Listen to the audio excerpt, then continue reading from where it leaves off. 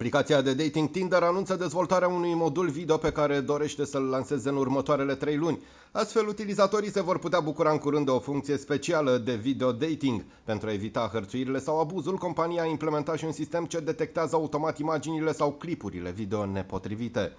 Elon Musk amenință să mute fabrica Tesla din California în Texas. În plus, antreprenorul amenință să dea în judecată statul Alameda pentru măsurile de prevenire ale extinderii COVID-19.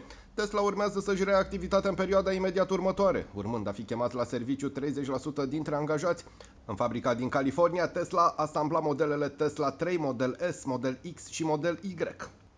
Angajații Facebook și Google vor putea să lucreze de acasă până la finele anului. Reprezentanții celor două companii vor deschide birourile curând, dar oferă angajaților posibilitatea de a lucra de acasă pe parcursul întregului an. După luni de testare, noul design al aplicației Facebook pentru desktop a fost finalizat. Noua imagine a celei mai folosite platforme de socializare este intuitivă, ușor de folosit și se încarcă mult mai rapid. Dar cea mai nouă funcționalitate este modul de noapte, acesta oferind o experiență de utilizare mult mai plăcută.